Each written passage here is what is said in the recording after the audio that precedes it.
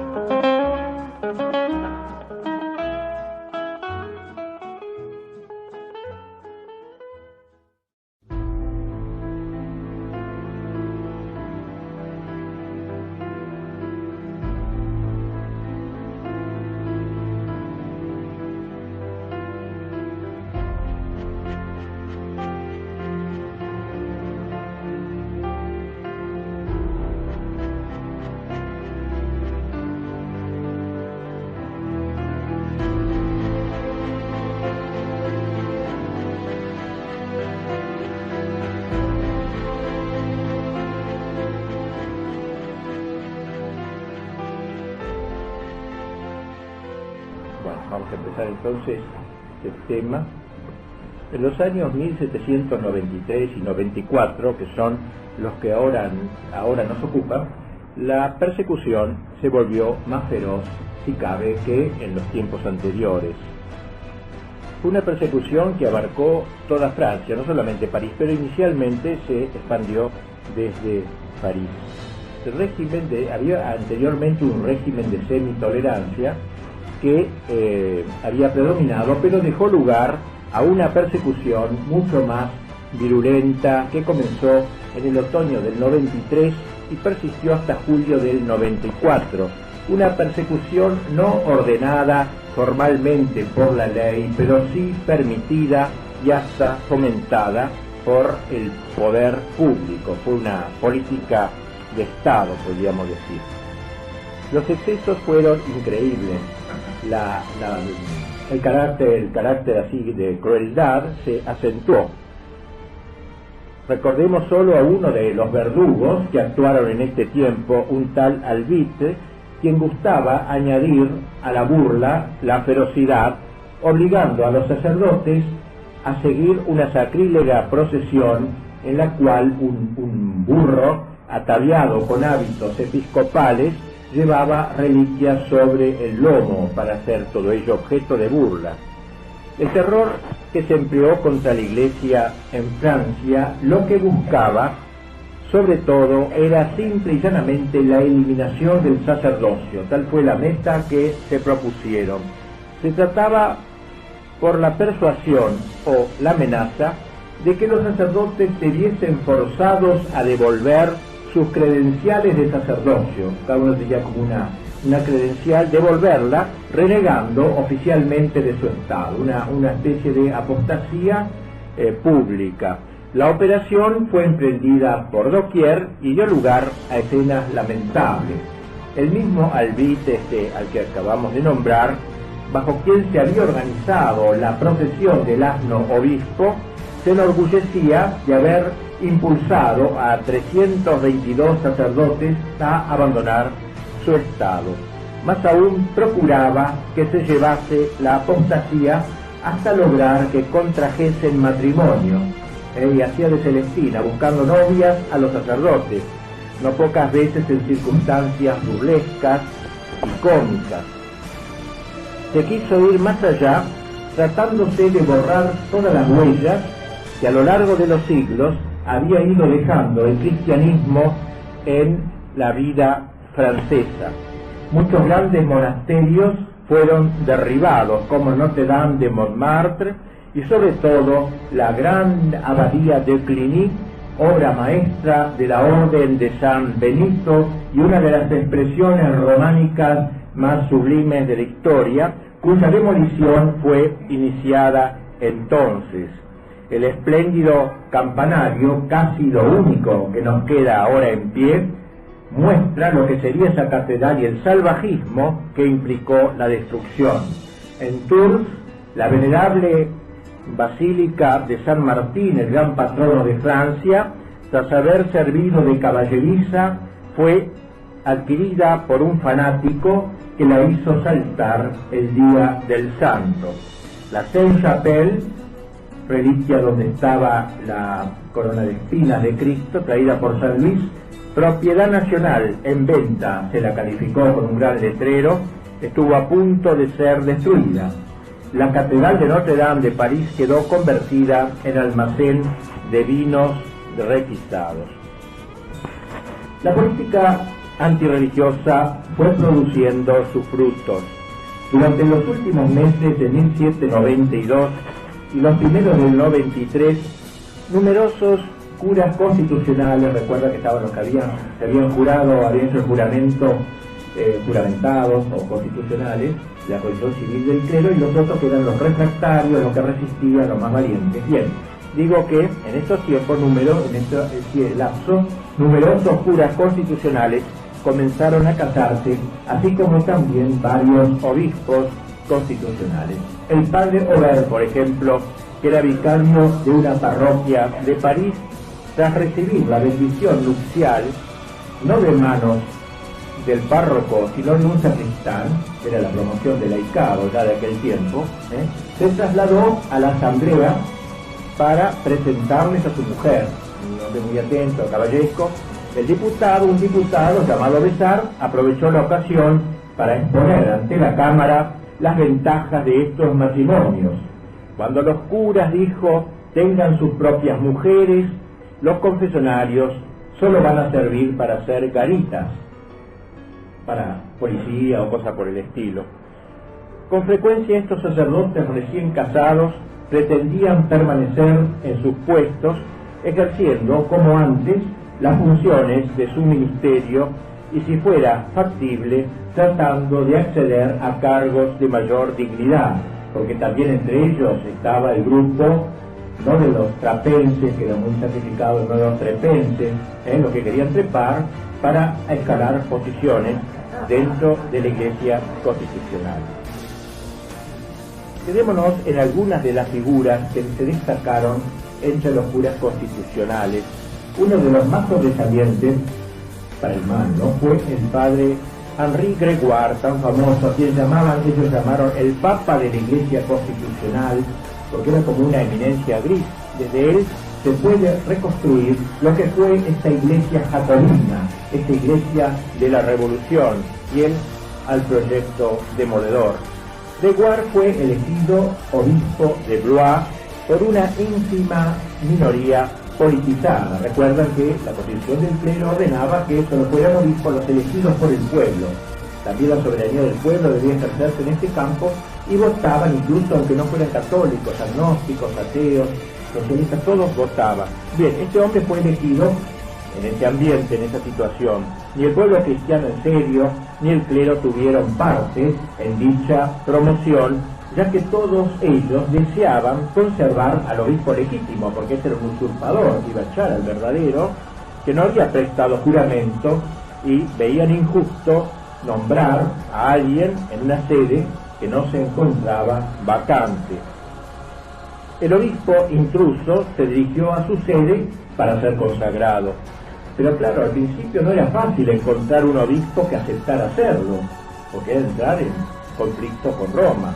Se lo pidieron a Godel, nombramos el otro día este hombre que había sido elegido obispo constitucional de París, luego cardenal, que era un agitador jacobino, lleno de deudas, dice Garzot, que ha escrito sobre él, lleno de deudas, que amaba el lujo y las mujeres, un hombre presto a todos los abajamientos que fuesen necesarios para quedar en pie y prosperar en la revolución. Mientras el nuevo obispo Gregoire tramitaba su consagración, como el tiempo iba pasando y no encontraba quien lo consagrase, envió en su lugar a un sacerdote a su sede para que lo reemplazara interinamente como vicario general.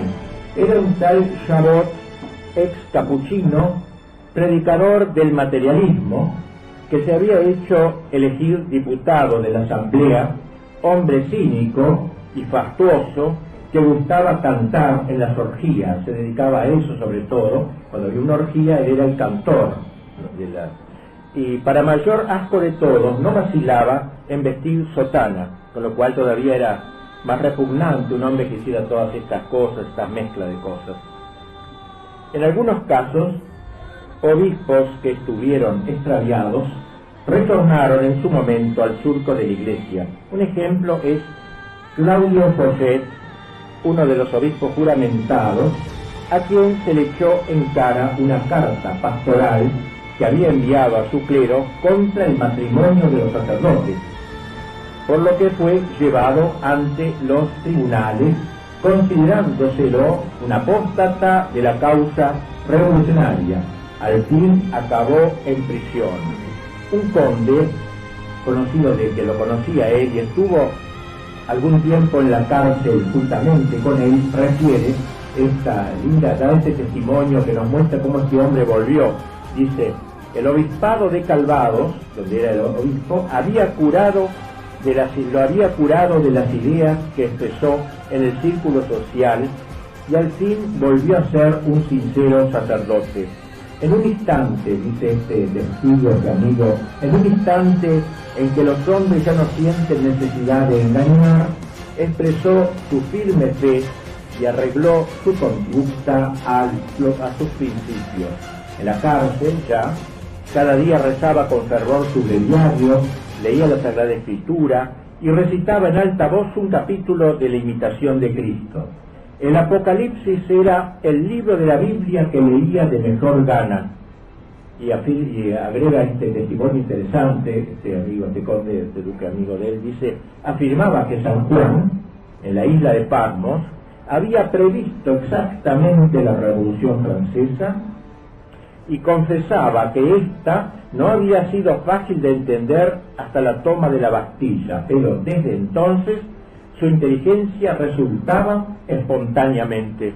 Follet hallaba en el Apocalipsis el origen, progresos y triunfos de los jacobinos, el gobierno de Robespierre, los anegamientos de Carrier, que fue un hombre que metía los barcos a los sacerdotes y los hundía en las aguas, un carnicero. O sea, todo eso lo encontraba en el Apocalipsis como simbolizado él, ¿no? Que creo que es una lectura auténtica del Apocalipsis, ir aplicando a las distintas épocas de la historia. Y termina: a menudo hacía tan oportunos paralelos y los explicaba con fuego. Aquí tenemos pues un pobre hombre que corrió tras la revolución, se arrepiente y en la cárcel purga sus delitos. Y en la cárcel por un buen motivo, por condenar el matrimonio de los sacerdotes. Una persona particularmente nefasta en esta galería de obispos felones fue Loménie de Brienne, cardenal arzobispo constitucional de Sens, en los confines de la región parisina. Este hombre sería el verdadero padre de la constitución civil del clero. Brienne que había colaborado antes con Luis XVI, se había pasado a la revolución con armas y bagajes, llegando a presidir el club de los jacobinos en Sens. Lo hacía con el bonete rojo en la cabeza, para que quedara bien clara su filiación doctrinaria. Menos de un año después, él, como tantos otros, anunciaba en una carta al clero o una pastoral el abandono voluntario de su sacerdocio con una pretendida justificación. El buen pastor, escribió este caradura, dio su vida por sus ovejas. Si ellas lo llaman, les prodiga sus cuidados. Si ya no lo llaman, formula así votos por su felicidad. Desnudo yo de todo espíritu de interés, desnudo, el pastor bueno, de todo espíritu de interés, permanece en su puesto mientras es útil. Cuando no lo es, lo abandona, pero siempre fiel a la nación y a la ley, sigue siendo el hermano y el amigo de los que deja de ser el pastor. Luego dirigió al Consejo General del Departamento su renuncia formal a todas las funciones eclesiásticas. Con motivo de los efectos persecutorios que no puedo ahora detallar, la Iglesia fiel a Roma se encontraba trágicamente acosada. De ahí que fueron numerosos los sacerdotes que juzgaron necesario tomar distancia dirigiéndose al exilio. Había que contar los dramas que pasaron muchos de ellos para llegar, etcétera. Pero quisiéramos quedarnos más en lo que es más sangriento, la persecución sangrienta de los que quedaron como consecuencia del levantamiento de la Vendée, de que hablaremos el año próximo, si Dios quiere. La persecución recrudeció ya a partir del año 1793 bajo formas diversas, violentas o pacíficas.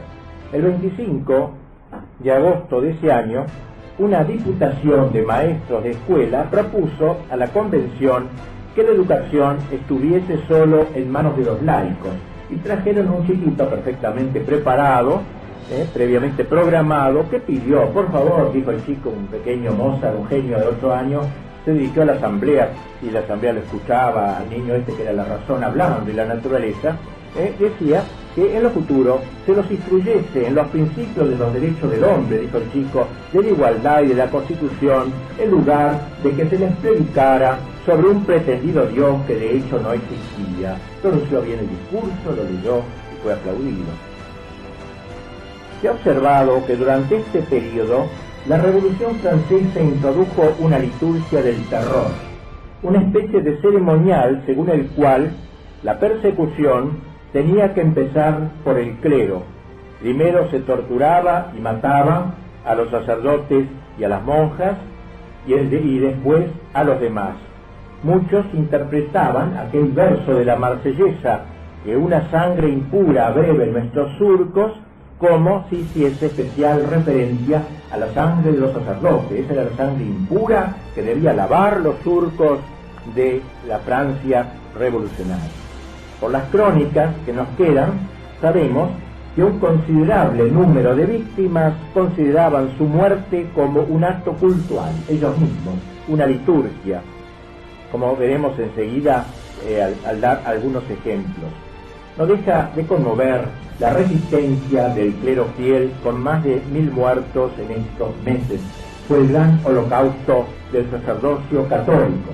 Ocultos en la clandestinidad desde poco después de las matanzas de septiembre, perseveraron en su ministerio oculto, escondido, cuando comenzó el terror, propiamente dicho, lo que se llamó el terror con mayúsculas. Cuando pensamos en esos momentos, no podemos menos de recordar el trágico camino que llevaba a los condenados hasta la guillotina.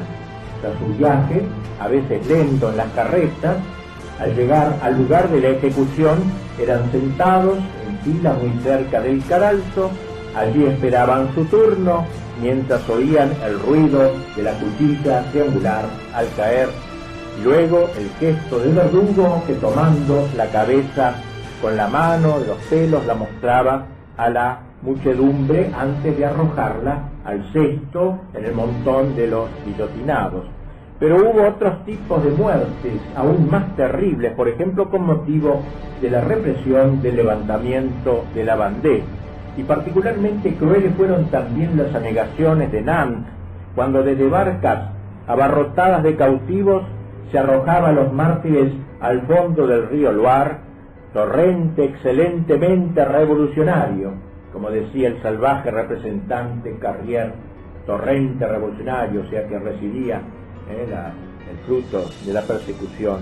En Lyon y en otros lugares hubo también fusilamientos en masa.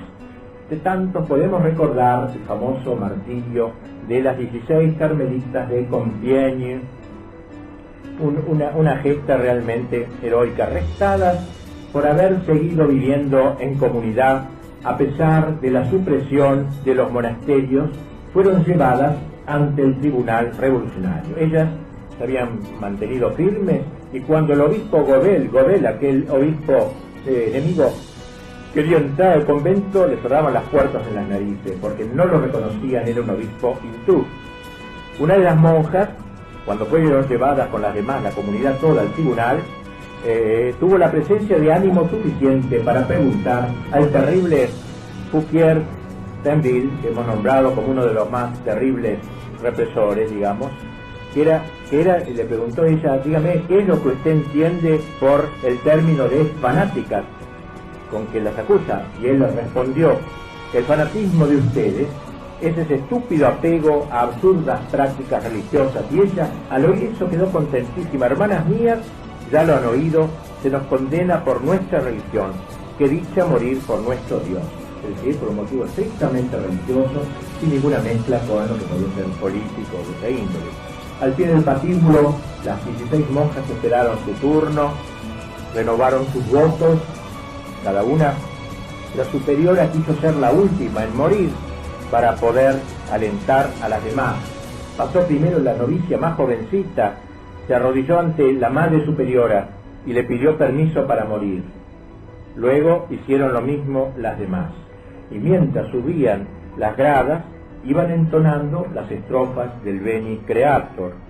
El canto no se extinguió más que con la última, con la superiora, que cantó la estrofa postrera del himno sagrado. Página grandiosa, pues, cultural, que mereció ser exaltada en la literatura del siglo XX, tanto por Gertrudis von Lefort, una gran escritora alemana, en su obra La Última en el Cadalso, por lo que acabamos de decir, como por Georges Bernanos en su Diario de las Carmelitas, que fue puesto también en cine.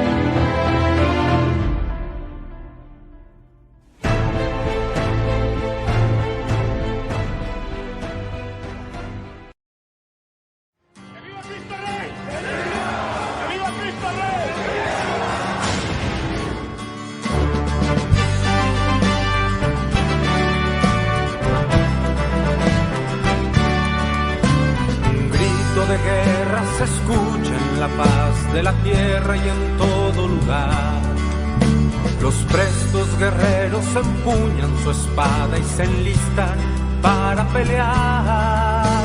Para eso han sido entrenados, defenderán la verdad. El objetivo que diera origen a la puesta en marcha de este blog radio, que llamamos Quijote Siglo XXI, es intentar restaurar la patria sobre los mismos cimientos que señalaron sus padres fundadores. La religión católica, apostólica y romana y el orden natural, disponiendo con todos sus componentes defenderla por siempre. Así, con esos pilares elementales y necesarios, pretendemos un funcionamiento ideal.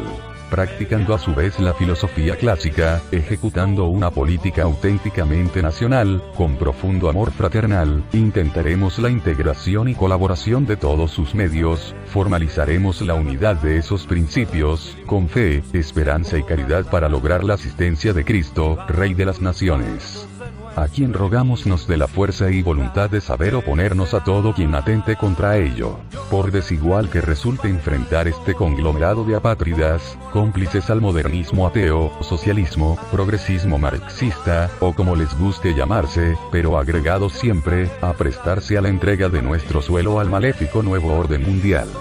Invitamos por eso a todo compatriota de buena fe, valientes amigos, y contactos que nos brinda Internet, integren un frente de lucha, del lugar y posición que deseen, pero distante de la inútil y servil partidocracia, variante vergonzosa, que comúnmente proponen desde hace años y obedecen muchos como lacayos, acabando como responsables de todo robos y entregas consumados contra la nación. No conocemos mayor alegría, no existe más honroso afán que con mis hermanos estar en la línea y juntos la vida entregar a Él que merece la gloria y nos reclutó por amor. Ante la rodilla se dobla y se postra el corazón. Viva Cristo Rey.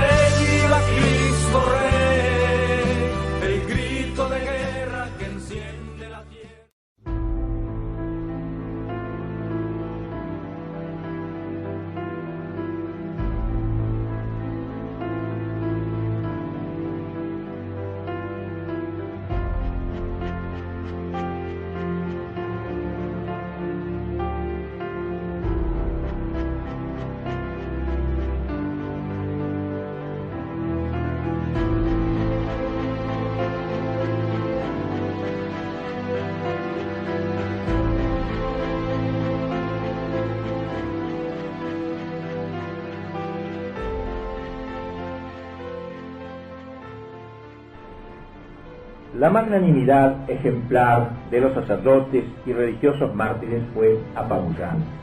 El padre Humbert Dominico de Castres, condenado a muerte, no quiso subir a la carreta, y cuando le preguntaron por qué, dijo: mi maestro Jesús iba a pie, yo pido también ir a pie.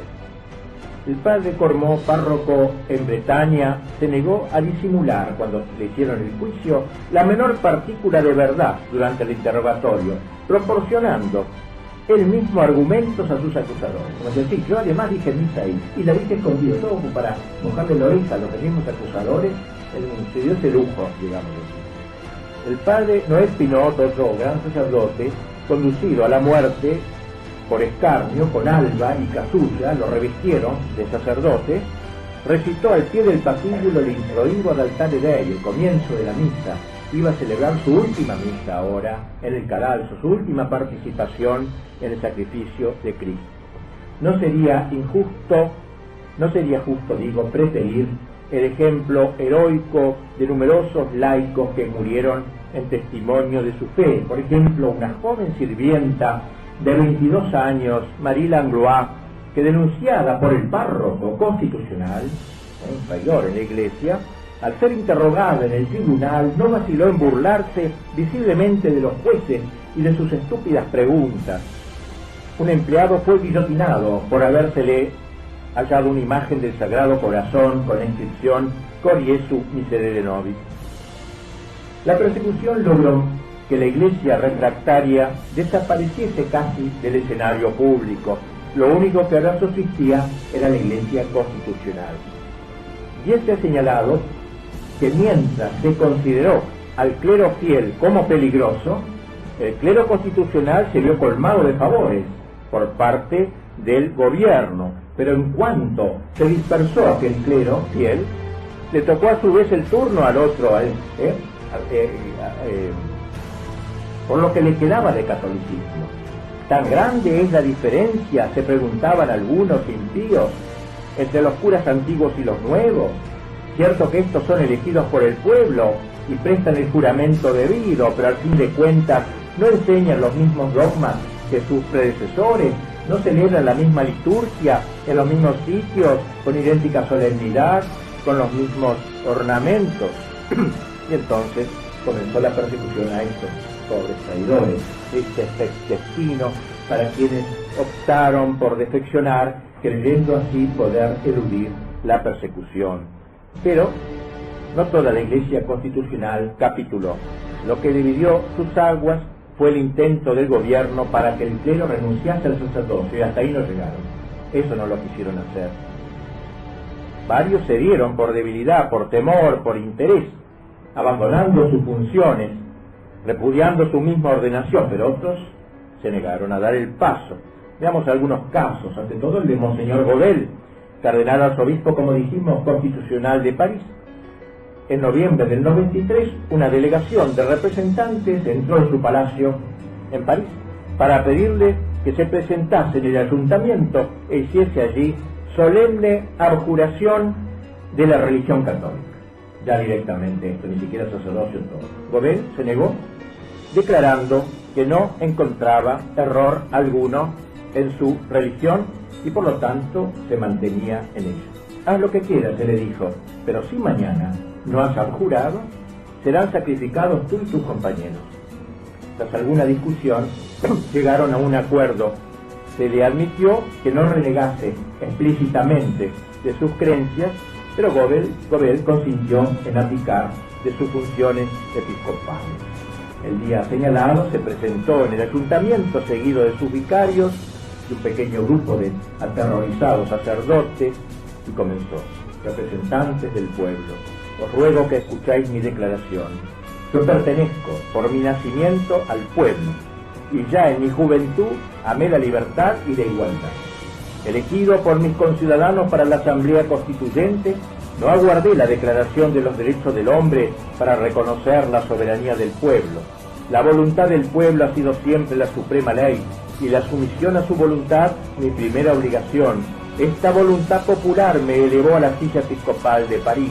Mi conciencia me dice que no engañé al pueblo al obedecerle, Aproveché la influencia que sobre el pueblo me daba mi posición para acrecentar su amor en la libertad e igualdad.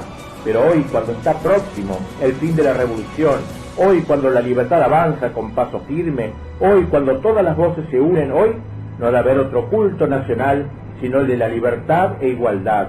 Hoy, por tanto, depongo mi influencia como clérigo católico.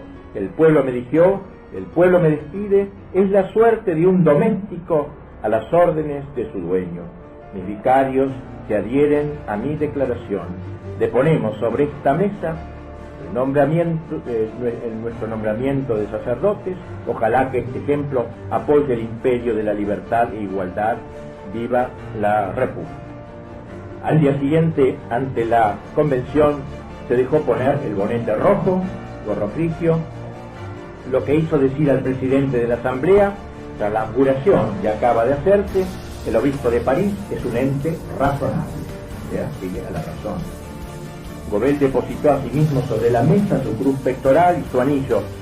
Varias voces pidieron que el presidente se levante y le dé el beso fraternal. El ósculo de paz y así lo hizo. No abrazo al obispo, sino a Gobel, dijo el hombre, abrazo al ciudadano. El ser racional Gobel salió entonces de la sala en medio de los aplausos de la galería. La Cámara acordó que el día de esta declaración se debió llamar Día de la Razón. Pobre Gobel, en realidad obró por miedo, puro miedo, no creía en todo esto. Pronto tendría ocasión de arrepentirse amargamente de su gran cobardía.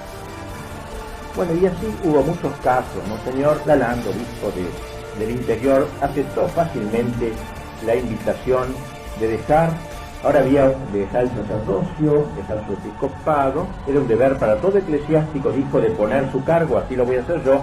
En adelante solo me atendré a los dogmas que se hallan en el gran libro de la naturaleza y de la razón. En ambas escritas siempre con mayúsculas, la naturaleza y la razón.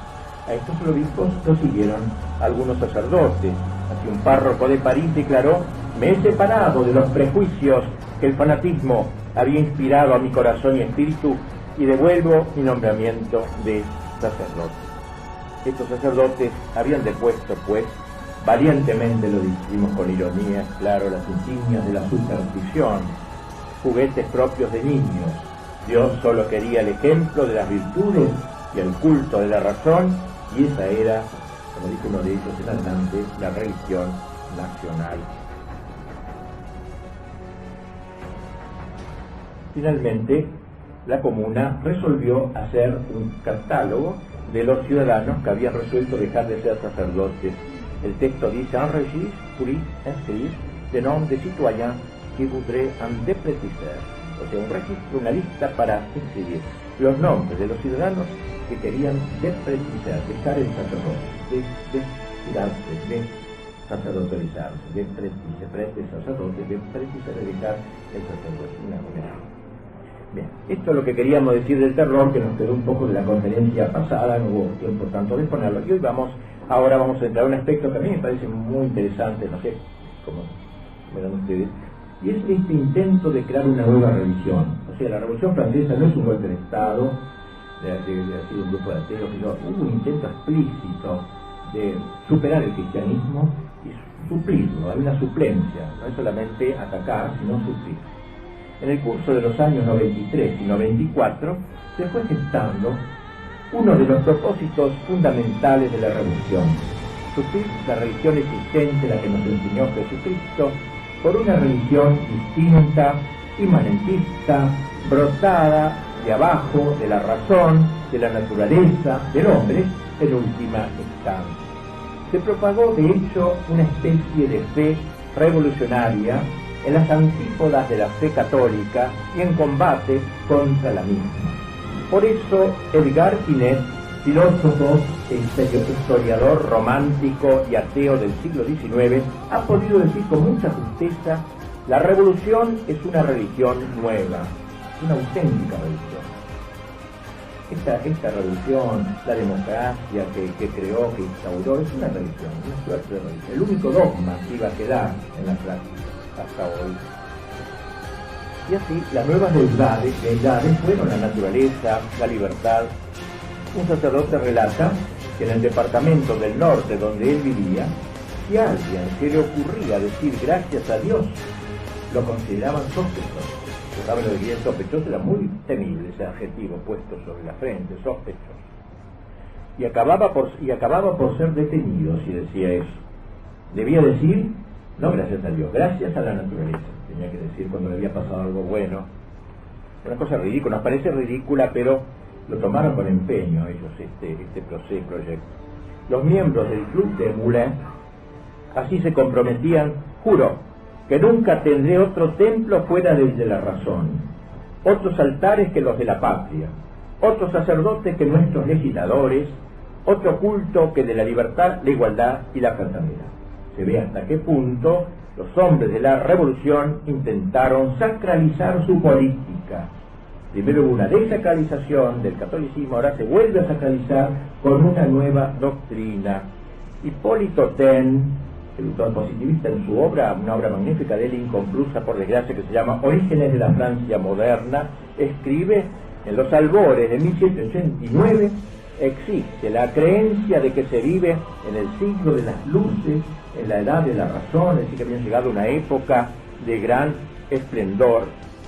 Por estas dos creencias, sigue diciendo, la filosofía del siglo XVIII se parece a una religión, al puritanismo del XVII, al maometismo del VII. Tiene el mismo ardor en la fe, en la esperanza, en el entusiasmo, el mismo espíritu de propaganda, la misma ambición de refundar al hombre y de modelar la vida humana con arreglo a un tipo preconcebido. La nueva doctrina tendrá también sus doctores, sus dogmas, sus fanáticos, sus inquisidores y sus mártires, pero difiere de las anteriores en que se impone el nombre de la razón en vez de imponerse el nombre de Dios. Mejor no se podía decir. Yo cuando escribí este libro, del otro libro sobre Rusia, dedico un capítulo a hablar del mundo soviético como una religión invertida, con sus doctores, su índice, todo como en el cristianismo. O sea, el demonio no sabe si imitar, es el mono de Dios, y también cuando inventa una religión para él la hace siguiendo un poco los esquemas de nos parece un testimonio interesante, a pesar de algunas imprecisiones o fruto de cierto relativismo, pero la idea general no deja de ser interesante. Bien, primero había que destruir, o acabar de destruir, lo que quedaba del catolicismo.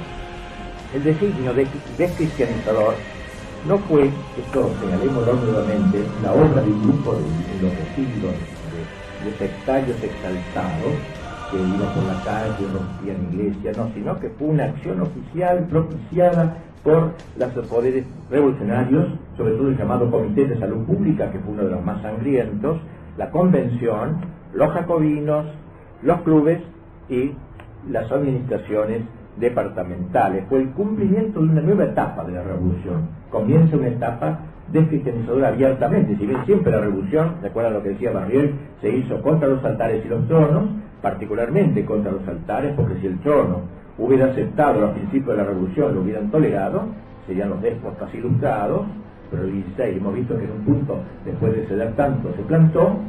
Entonces ahora todo el ataque era contra la Iglesia.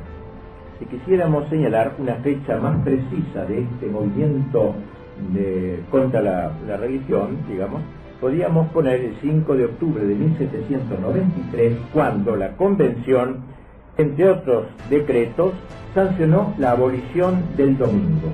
De esto vamos a hablar un poquito más adelante. Hecho sobre fundamental en toda esta recomposición, con la intención de suprimir completamente el culto y de extirpar el cristianismo del horizonte social. 4 días después, Joseph Fouché, un sacerdote oratoriano, comisionado en Nièvre, publicó una resolución donde se incluyen diversas y drásticas medidas. El sacerdote enemigo, ¿no? Se prohíbe toda manifestación externa de culto, serán eliminadas todas las imágenes religiosas que aparecen en los caminos, en las plazas y generalmente en lugares públicos. Se lanzó en general en toda una campaña en Francia en favor de la clausura de los templos. Pronto comenzaron a llegar a la convención delegaciones aparentemente espontáneas promovidas provenientes del interior de Francia, solicitando permiso para cerrar las iglesias y echar a los sacerdotes. En respuesta a dichas solicitudes, la Convención decretó que los ayuntamientos podían suprimir las instituciones religiosas que les desagradasen. La segunda quincena de noviembre fue una época dedicada a clausurar todas las iglesias posibles y corrió por cuenta de los ejércitos revolucionarios. El destacamento, por ejemplo, que fue de París a Lyon, se entregó durante el trayecto a toda clase de desmanes, que se rajaban las puertas de los templos, derribaban altares y estatuas, arrastraban por el fango los crucifijos. Con algunos paréntesis, este proceso de descristianización no se interrumpió durante 10 meses. En una de esas iglesias abatidas, saqueadas, solo se dejó lo estrictamente necesario para el culto de la razón, que comenzaría a celebrarse precisamente por aquellos tiempos. Se dejaron algunas sillas, taburetes y bancos. Los confesionarios los entregaron a la Guardia Nacional, que los usaron como garistas. Recuerdan que serían hechos en la forma de una garita. Un erudito estudioso actual llamado François Vichal, en un libro que se llama El vandalismo en la Revolución, describe detalladamente el martirologio de las iglesias, de las catedrales, de los monasterios, aparte de los edificios civiles como castillos y palacios. Devastación en Francia y pillaje en los países ocupados por los ejércitos revolucionarios. Recuerda que en España aún hoy, como le dije creo la otra vez, se habla de la francesada para referirse a la invasión napoleónica que llevaba ejércitos revolucionarios y que destruían, digamos, imágenes y cosas de culto. Digamos también aquí que dicho vandalismo, la palabra vandalismo la inventó nada menos que Gregoire, aquel cura flojo, pero que sin embargo habló de que inventó la palabra vandalismo, que es, los vándalos era la tribu más bárbaros, más dura, ¿no? Más saqueadora. Vandalismo para calificar lo que pasó en la Revolución Francesa. La de Dios no fue, como digo y lo reitero, la obra de un grupo de energúmenos, sino fruto de una decisión política en orden a cancelar los signos, todo signo de la antigua cosmovisión. Una empresa sistemática. Desafectadas las iglesias para el culto, quedaban todavía algunos pocos sacerdotes que las tenían a su cargo, y entonces se aceleró la campaña ya iniciada tiempo atrás en pro de la defección del clero juramentado, que era el que ahora iba a ser atacado. En Abbeville, un sacerdote se había abandonado el 1 de octubre. El 3 de noviembre lo hicieron otros párrocos. Uno de ellos señaló en su discurso de despedida su deseo de demostrar con su ejemplo la inutilidad reconocida de una institución, el sacerdocio, tan funesta para el destino de los hombres. Y 4 días más tarde se produjo el abandono mucho más importante al que acabamos de oír, el del arzobispo Gobel. Todo esto se realizaba en medio de este ambiente. Los casos fueron abundantes, al punto que cierto comisionado, para facilitar la tramitación de los curas que abandonasen, hizo imprimir un formulario, porque si no era, conocía en los siguientes términos, dice: el abajo firmante, ejerciendo el oficio de sacerdote del año tal, bajo el título de convencido de los errores cometidos por él durante largo tiempo, declara, en presencia del ayuntamiento de renunciar a ellos para siempre, y declara igualmente renunciar, abdicar y reconocer como falso, ilusorio y engañoso todo pretendido carácter y función del sacerdocio. Varios prefirieron hacerlo, adhiriendo a la nueva religión deísta, como lo muestra la declaración de este sacerdote: los he engañado, se dice a su pueblo, los he engañado. El Eterno no necesita de nuestras ceremonias para ser objeto de adoración. Los homenajes debemos rendírselos en nuestros corazones. Abjuro de mi sacerdocio y quemo todo mi título. La persecución de los años 93 y 94 no se limitó a los sacerdotes y a los fieles, sino que apuntó también, como dije, a los signos exteriores del culto, cuya sola existencia era una muestra de espíritu contrarrevolucionario. Así, por ejemplo, derribaron todos los campanarios posibles. ¿Por qué? Porque los campanarios que están altos atentan contra el principio de la igualdad. Y arrebataron las cruces que estaban en los caminos, sustituyéndolas por gorroficios y banderas tricolores. De hecho, no ha llegado hasta nosotros ninguna catedral casi gótica o románica que no tenga mutiladas o destruidas buena parte de las estatuas de su fachada. Por ejemplo, en Notre Dame de París se atentó contra las 28 estatuas de los reyes del Antiguo Testamento que están allí. Doblemente culpables estas estatuas o los reyes. ¿Por qué? Doblemente culpables por ser antecesores de los cristianos y por ser reyes. No, por dos motivos lo liquidaron. Una imagen de la Virgen fue guillotinada al público en una plaza de su pueblo. Bien, estas acciones nos demuestran que no solamente había que suprimir, había que profanar, ultrajar. Numerosos anquilos, disfrazados de sacerdotes, se envolvían en casullas y agitaban de modo grotesco cruces e incensarios. Un guardia irrumpió en un templo al frente de una banda y, rompiendo a sablazos la puerta del sagrario, sacó el cáliz y el copón, desabrochó su pantalón y delante de todos los allí presentes orinó en los vasos sagrados. Otro soldado revolucionario tomó un crucifijo, lo paseó en son de burla cabeza abajo e invitó a los transeúntes a escupir encima. A un obrero que se negó a hacerlo le cortaron la mitad de la nariz de un sablazo. Este tipo de persecución destructora y profanadora fue muy propia de los 2 años, estos 93-94, que nos ocupan. Durante ellos se multiplicaron parodias burlescas del cristianismo.